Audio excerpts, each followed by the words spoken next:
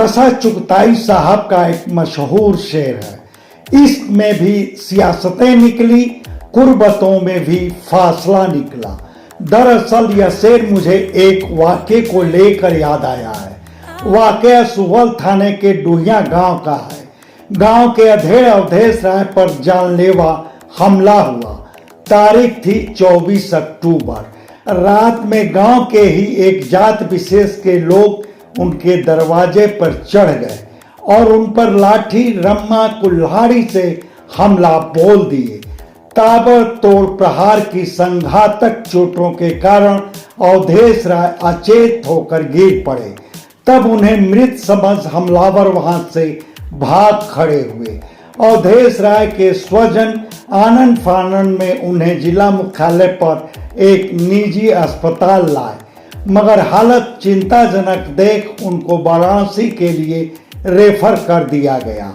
यहाँ एक निजी अस्पताल में उनका इलाज चल रहा है। इस सिलसिले में अवधेश राय की पत्नी प्रीति राय सुवल थाने में तहरीर दी, मगर एफआईआर दर्ज नहीं की गई। तब वह 28 अप्रैल को पुलिस कप्तान से मिलकर उन्हें तहरीर दी। बावजूद प्रीति राय की एफआईआर दर्ज नहीं हुई। तहरीर में 6 हमलावर नामजद हैं। वह सभी डुहिया के पड़ोसी गांव सरैया के रहने वाले हैं। तहरीर में अवधेश राय पर हमले की घटना रंजिश का नतीजा बताई गई है। हालांकि तहरीर में यह स्पष्ट नहीं किया गया है कि किस बात को लेकर वह रंजिश थी, मगर ग्रामीणों की मानी जाए तो अवधेश राय पर हमला इंतकाम था। दरअसल 24 अक्टूबर की रात में ही सरैया गांव की चट्टी पर ऑटो चालक 22 वर्षीय धर्मेंद्र विंद को गोली मारी गई थी। धर्मेंद्र विंद की बहन की ओर से दर्ज कराई गई एफआईआर में डुहिया के अवधेश राय का पुत्र अमन राय भी शामिल था।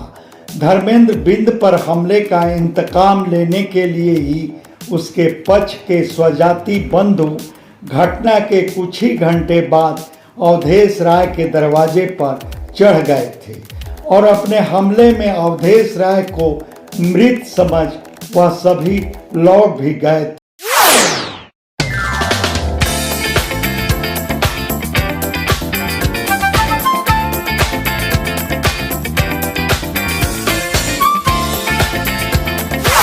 खैर, इस पूरे प्रकरण का रोचक तथ्य यह है कि प्रमुख राजनीतिक दल इस वाक़ये से अपनी सियासत साधने में जुट गए हैं। मतलब बिंद बिरादरी के वोट बैंक को अपने पक्ष में रिझाने की जुगत में लग गए हैं, खासकर भाजपा और सपा। भाजपा की राज्यसभा सांसद डॉक्टर संगीता बलवंत घटना के दूसरे ही दिन 26 अक्टूबर को सरैया गांव पहुंची। गोली से जख्मी ऑटो चालक धर्मेंद्र बिंद के स्वजनों से मिलकर उनके प्रति हमदर्दी जताई और हमलावरों को कठोर से कठोर सजा दिलवाने का भरोसा दी।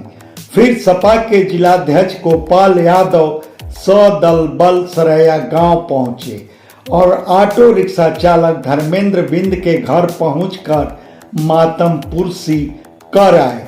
उसके बाद 28 अक्टूबर को सपा सांसद अफजाल अंसारी भी सरैया गांव पहुंचे और वह भी पीड़ित परिवार से पूरे घटनाक्रम की जानकारी लेने के बाद घटना के लिए भाजपा सरकार को जिम्मेदार ठहराते हुए धर्मेंद्र बिंद के हमलावरों को सख्त से सख्त सजा दिलाने के लिए हर संभव कोशिश का भरोसा दिए।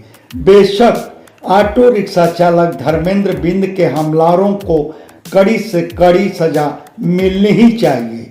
वैसे भी इस हमले में शामिल बदमाश अपना दुस्साहस दिखाकर जोगी सरकार के कानून व्यवस्था को लेकर जीरो टॉलरेंस के दावे को सीधी चुनौती दिए हैं। बिल्कुल, राजनीतिक दलों की इस कवायद से हर कानून पसंद लोग भी इत्तेफाक रखेंगे, मगर सवाल यह कि ऑटो रिक्शा चालक धर्मेंद्र बिंद पर हमले की जवाबी कार्रवाई में जख्मी अवधेश राय की सुधि इन दलों को क्यों नहीं है।